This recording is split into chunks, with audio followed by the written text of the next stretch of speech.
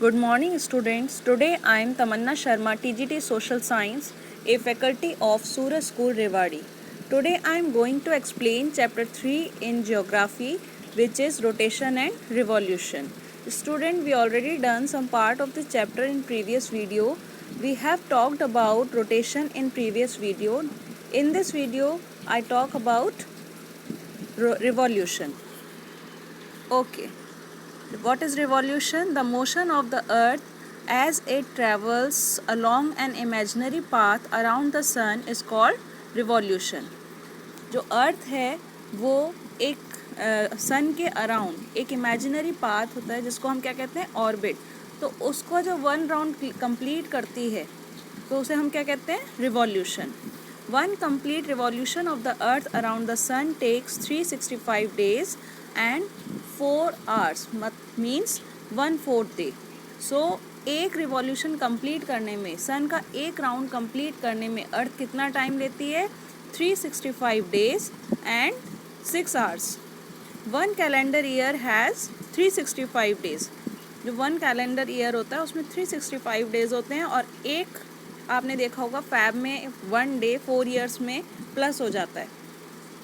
So this extra day is added to the month of February every 4 years.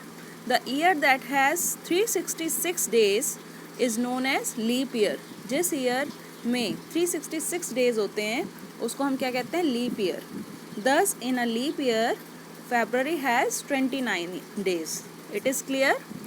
Seasons. Throughout the course of its journey around the sun, the earth experiences constantly changing seasons. ये जो अर्थ revolve होती है सन के around तो इसके कारण से हमें होल ईयर डिफरेंट सीजन देखने को मिलते हैं. As the earth travel around the sun on its imaginary path the side leaning towards its keeping changing. When the northern hemisphere leans toward the sun it receive more light and heat making it warmer. During the same time the southern hemisphere, which is tilted away from the sun, gets lesser amount of heat and light, making it colder. The result of this is that the northern hemisphere enjoys summer and during the same period southern hemisphere experience winter. So अर्थ में कितने hemisphere हैं 2 hemisphere हैं northern hemisphere and southern hemisphere. जब अर्थ round लेती है तो उसका जो कुछ पार्ट होता है वो सन के क्लोज आ जाता है जिसमें सनलाइट प्रॉपर पड़ रही होती है. जहाँ सनलाइट प्रॉपर पड़ रही होती है वहाँ पे क्या हो जाता है वो एरिया वार्मर हो जाता है और जो सन से दूर होता है एरिया वहाँ जहाँ पर सनलाइट प्रॉपर नहीं पड़ रही होती है वहाँ पे किस तरीके का सीज़न हो जाता है कोल्डर हो जाता है.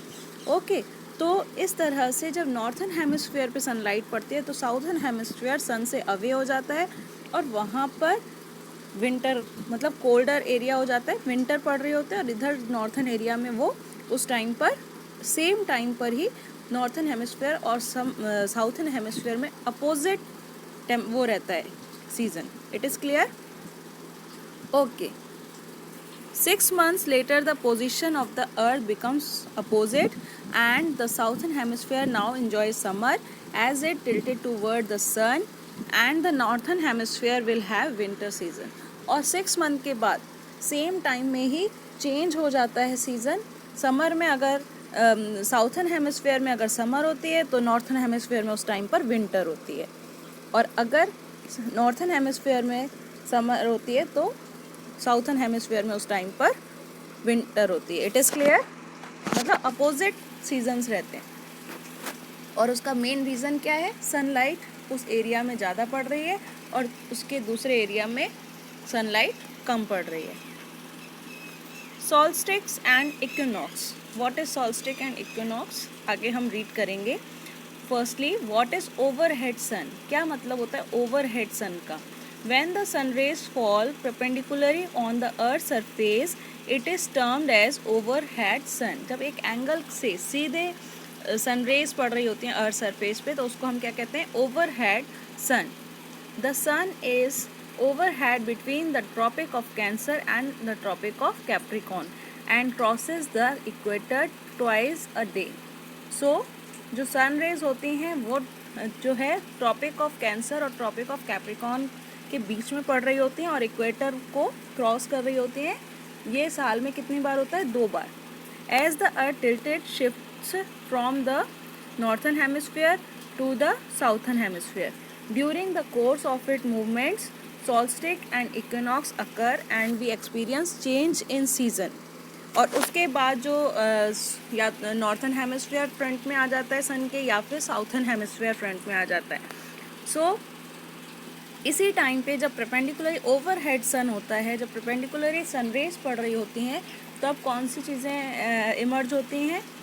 इक्विनॉक्स एंड सॉल्स्टिक्स, जो हमारे सीज़न को चेंज कर, उसके बाद ही सीज़न चेंज होता है, उस पर इफेक्ट पड़ता है। So what is solstice? The term solstice originate from 2 Latin words. जो सॉल्स्टिक है वो उसका जो ओरिजिन हुआ है वो 2 लैटिन वर्ड से हुआ है, which means sun and sister which means to stand still. Sol का क्या मीनिंग है? सन, और सिस्टर जिसका मतलब होता है stand still. So summer solstice occurs around June 21 in the northern hemisphere। आपको पता है कि सबसे बड़ा जो दिन होता है वो 21 जून ही होता है। सबसे पहले जो समर सॉल्स्टिस है उसकी डेट क्या है? 21 जून। ये कहाँ पर होता है? नॉर्थन हेमिस्फीयर में। And marks the longest day of the year. On this day the sun is overhead at the tropic of Cancer. इस दिन सन ट्रॉपिक ऑफ कैंसर के ओवरहेड होता है, इसलिए नॉर्थन हेमिस्फीयर में क्या होता है? लॉन्गेस्ट डे होता है 21 जून को। On the same day the southern hemisphere experiences winter solstice. यहाँ पर क्या था? नॉर्थन हेमिस्फीयर में समर सॉल्स्टिक, डे बड़ा था। आपको मैंने पहले बताया था कि समर में क्या होता है? डे लॉन्ग होते हैं, नाइट शॉर्ट होती हैं।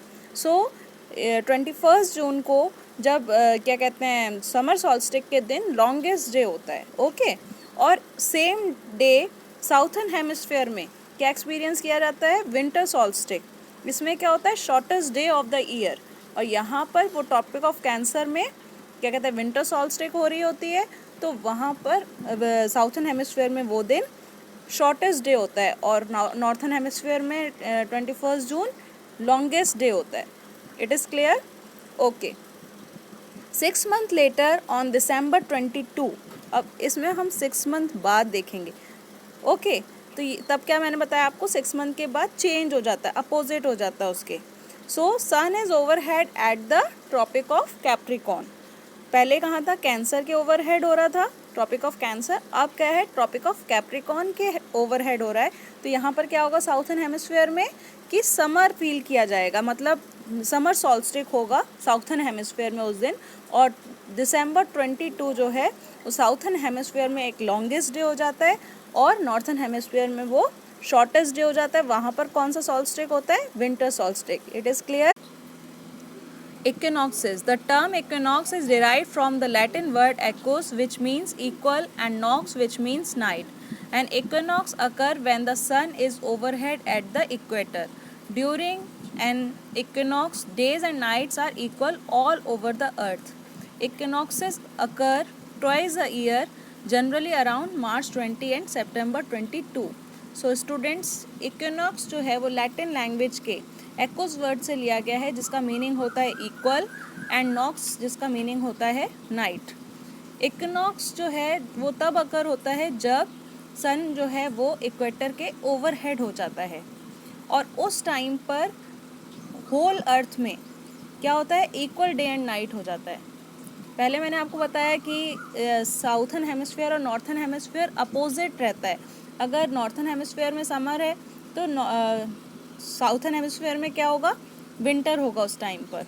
अगर साउथर्न हेमिस्फीयर में समर है तो नॉर्थर्न हेमिस्फीयर में क्या होगा? विंटर होगा उस टाइम पर। लेकिन इक्विनॉक्स जो है उस दिन होल अर्थ में क्या होगा? Equal day and night. ये इक्विनॉक्स जो है ईयर में 2 टाइम्स होता है, और जनरली ये 20 मार्च और 22 सितंबर के अराउंड ही होते हैं। ओके। स्प्रिंग और वर्नल equinox occurs around March 21 in the northern hemisphere, which marks the beginning of the spring season. अब देखो इधर कि नॉर्थन हेमिस्फेयर में 21 मार्च के अराउंड में जो इक्विनॉक्स होता है उसको हम कहते हैं स्प्रिंग और वर्नल इक्विनॉक्स। ओके, और इससे क्या होता है, स्प्रिंग सीजन स्टार्ट होता है। और इसी के अपोजिट साउथर्न हेमिस्फेयर में उस टाइम पर ऑटम सीजन स्टार्ट होता है, ऑटम इक्विनॉक्स कहा जाता है उस डे को। It is clear? On this day sun rays fall directly on equator and there is equal day and night all over the world. At the same time, the southern hemisphere experiences autumn equinox, which is followed by winter season. Spring season के बाद northern hemisphere में summer season आता है और southern hemisphere में autumn equinox के बाद कौन सा सीजन आता है, winter season. Autumn equinox occurs around September 23 in the northern hemisphere, followed by winter season, and during the same period southern hemisphere experiences spring equinox, which followed by summer season. It is clear, students? Okay, your chapter is complete and I hope you understand this chapter very well. Okay, thank you.